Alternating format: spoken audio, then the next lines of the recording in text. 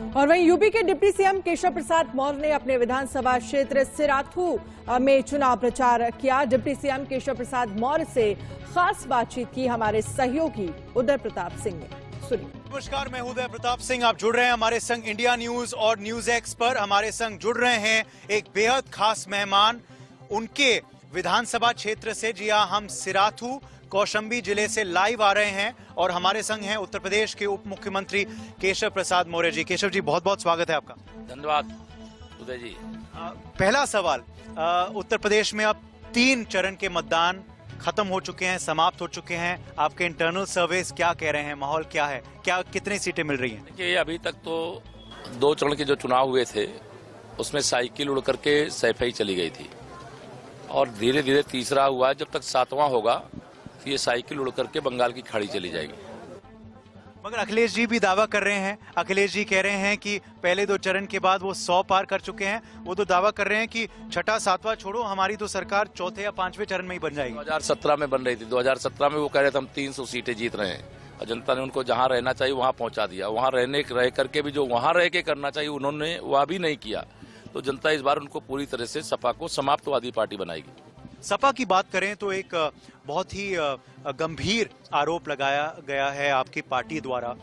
लगातार 2-3 दिन से हम देख रहे हैं कि अहमदाबाद ब्लास्ट का कनेक्शन आप उठा रहे हैं समाजवादी पार्टी के साथ। जरा बताइए इसके बारे में। नहीं, ये भाजपा ही नहीं लगा रही है, पूरे देश का आरोप है।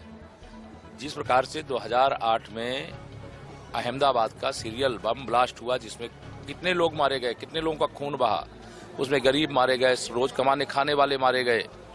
और उसमें जो बम लगा करके जिसे माध्यम बनाया गया वो साइकिल थी। और जिस प्रकार से 2008 के जो सीरियल ब्लास्ट के दोषी थे उसमें 39 लोगों को फांसी की सजा अदालत ने सुनाने का काम किया है। बाकी 11 को आजीवन कारावास दिया है। श्री अखिलेश यादव जी जब मुख्यमंत्री थे उस समय उन्होंने ऐसे ही अपराधियों और आतंकियों का केस वापस लेने का गुनाह किया था, अपराध किया था, जिसको माननीय उच्च न्यायालय ने रोकने का काम किया था। आतंकवादियों के साथ समाजवादी पार्टी का रिश्ता अपने आप 2008 उस समय भी उत्तर प्रदेश में सपा की सरकार थी और उस समय सपा की सरकार रहते हुए जो आतंकवादियों ने विस्फोट किया था अहमदाबाद के अंदर, वह विस्फोट करने वालों का रिश्ता भी यूपी से, आजमगढ़ से रहा है और जिनसे रिश्ता रहा वो समाजवादी पार्टी से जुड़े हुए। और जब ये दोबारा सरकार में आते हैं तो उसके बाद यह फिर से उन आतंकवादियों का मुकदमा वापस लेने का काम करते हैं जिन आतंकवादियों को फांसी पर चढ़ाने के लिए किसी सरकार को पैरवी करना चाहिए।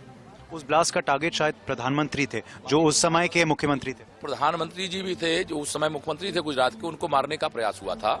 वैसे ही चाहे अयोध्या के अंदर हनुमानगढ़ी का मामला हो, चाहे वाराणसी के अंदर संकट मोचन मंदिर का मामला हो, और चाहे लखनऊ की कचहरी का, चाहे अयोध्या अब है, पहले फैजाबाद था, जिला कचहरी का मामला हो, चाहे बंगलौर का मामला हो, चाहे मुंबई ब्लास्ट का मामला हो, चाहे बंगलौर ब्लास्ट का मामला हो, चाहे जम्मू के ब्लास्ट का मामला हो, जो इस प्रकार के ब्लास्ट हो रहे हैं, कौन उनके पीछे? वह जिहादी आतंकी संगठन है जिनके प्रशिक्षण केंद्र पाकिस्तान में चलते हैं। वह एक बहुत गंभीर समस्या, गंभीर चुनौती है कि ऐसे लोगों को राजनीति करने के लिए जनता के बीच में आने का अधिकार है क्या? यह बहुत चिंताजनक विषय है। हमें अपने देश की, हमारे प्रदेश की सुरक्षा सबसे पहली प्राथमिकता है और उस प्राथमिकता के आधार पर ही हम लोगों ने 5 साल में बड़े बड़े अपराधियों, बड़े बड़े माफियाओं, बड़े बड़े दंगाइयों को कठोर कार्रवाई के अंतर्गत कानून के सीखचे में ला करके उनको जेल भेजने, उनके खिलाफ कार्रवाई करवाने की जमकर पैरवी करने का काम किया। आप ये भी कह रहे हैं कि आपराधिक छवि के लोगों को समाजवादी पार्टी ने मैदान में उतारा है। क्या आपको लगता है ये गलत है? ये मैं कह नहीं रहा, दिख गया, साक्षात प्रमाण पत्र है। जिन्होंने दंगा किया उनको टिकट दिया, जो जेल में बंद है उनको टिकट दिया, जो बेल में है उनको टिकट दिया, जिनके कारण से यूपी से लोग छोड़ करके सपा के गुंडों के डर से यूपी छोड़ के दूसरे प्रदेशों में चले गए, उनको टिकट दिया। तो श्री अखिलेश यादव जी कहते हैं नई सपा है। मैं बार बार कहता हूँ नई सपा नहीं, वही सपा है। इसमें गुंडे थे, अपराधी थे, माफिया थे, दंगाई थे, भ्रष्टाचारी थे। ये नई सपा नहीं, वही सपा है जिससे जनता 2014 से खपा है और 2017 में भी खपा थी, 2019 में भी खपा थी और 2022 में भी खपा है। दो जवाब आते हैं उनके तरफ से, तो मैं आपका जवाब चाहूंगा उस पे। वो एक कहते हैं कि सपा के अपराधियों पे इतनी डिबेट क्यों होती है, भाजपा ने भी काफी अपराधियों को उतारा है मैदान में, उनके बारे में जवाब दें। श्री अखिलेश यादव जी अभी मैं उनको ये कहूँगा कि बच्चे हैं वो ठीक नहीं रहेगा। ऐसी भाषा जब बोलते हैं तो शर्म आनी चाहिए उनको। मुकदमे तो मेरे खिलाफ भी लिखे हैं, आप सिराथू में हैं, आप पूछिए पूरे सिराथू क्षेत्र के अंदर का। अपराध के मुकदमे नहीं है, आंदोलन के मुकदमे हैं। कुछ ऐसे मुद्दे होते हैं जिनको लेकर के सार्वजनिक जीवन में काम करने वाले लोग आंदोलन करते हैं। आंदोलन का मुकदमा वो अलग है। हत्या करोगे, अपहरण करोगे, जमीनों पे कब्जा करोगे, भ्रष्टाचार करोगे, वह सब मुकदमे अलग होते हैं जो अपराध की श्रेणी में आते हैं। आंदोलन तो समाज जीवन से जुड़ी हुई किसी समस्या को लेकर के कोई भी सामाजिक कार्यकर्ता आंदोलन करता है। भाजपा में अपराधी नहीं, अपराधियों को पैदा करने की फैक्ट्री समाजवादी पार्टी है, संरक्षण देने वाली पार्टी समाजवादी पार्टी है, उनको पालने और पोषने का काम करने वाली समाजवादी पार्टी है। तुष्टीकरण की घटिया राजनीति, उसमें सपा बसपा कांग्रेस सब शामिल है। हमारा तो लक्ष्य ही रहता सबका साथ, सबका विकास, सबको सुरक्षा, सबको सम्मान, सबको स्थान, सबको जो उनका हक है उन तक पहुंचाने का। उन्नाव का जब मामला आपकी पार्टी उठा रही थी तो मैं रामपुर में ही था। उस दिन मेरी बातचीत हुई अखिलेश यादव जी के संग। मैंने वो मामला उनसे पूछा, मैंने कहा ये बहुत गंभीर आरोप है, इस पे आप जवाब दीजिए, क्या कहना चाहेंगे। उन्होंने कहा बहुत ही जघन्य अपराध है, हम सहयोग करेंगे पूरा, मगर भाजपा को हमारा कनेक्शन क्यों दिखता है। इत्तर में भी हमारा कनेक्शन दिखा, यहाँ भी हमारा कनेक्शन दिखा, ये गलत है। वो कहते हैं कि पुलिस का दुरुपयोग किया जा रहा है। ये हमें नहीं दिखा है। उस दलित बेटी की माँ श्री अखिलेश यादव जी के गाड़ी के सामने किया तो मेरी बेटी वापस कराओ। समाजवादी पार्टी का एक नेता था, पूर्व मंत्री था, उसका बेटा है, या तो हमारी बेटी उसने कहा वापस कराओ और या तो हमें मौत दे दो। वो अखिलेश यादव जी के सामने गाड़ी के सामने कूद पड़ी थी। उन्होंने एक चिट्ठी भी जिले के कप्तान को या डीजीपी को या गृह सचिव को लिखना मुनासिब नहीं समझा। बाद में उसी दलित बेटी की लाश उसी मिनिस्टर के आश्रम या खेत या बाउंड्री के अंदर मिली।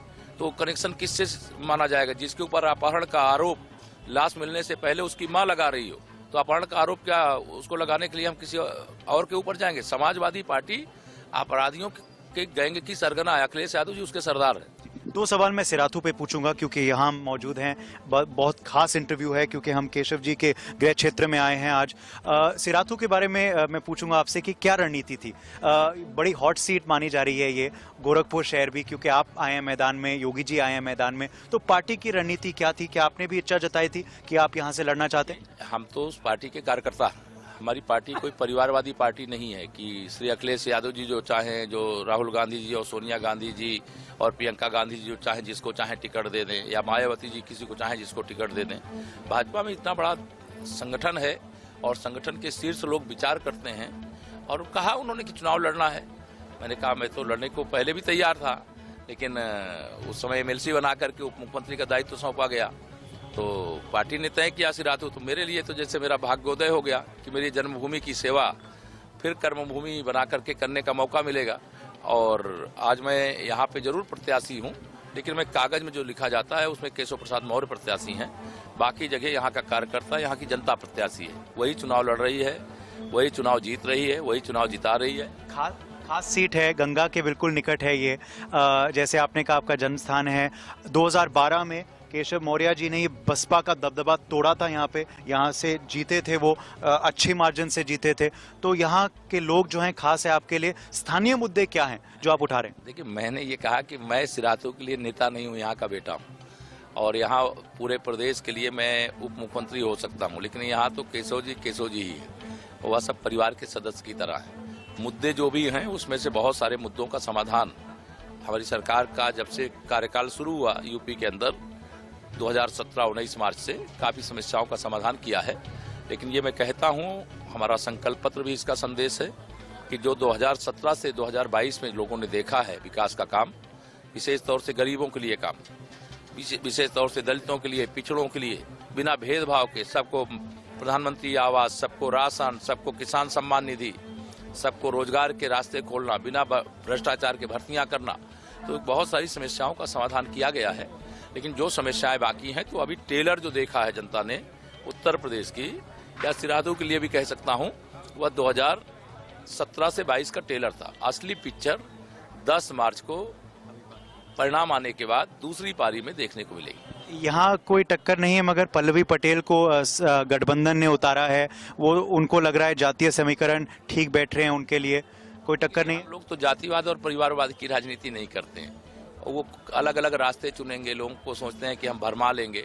वो पूरे उत्तर प्रदेश को भ्रमित नहीं कर पा रहे हैं, झूठ बोल करके, फरेब करके, दावे करके, तो वो सिराथू कैसे भ्रमित कर लेंगे। सिराथू में तो समाजवादी पार्टी कभी जीती ही नहीं है। यहाँ बीच का कालखंड ऐसा जरूर रहा है जब बसपा यहाँ कई बार जीती हुई थी, लेकिन यहाँ समाजवादी पार्टी के खाते में मतलब 40,000 के ऊपर वोट कभी नहीं गए।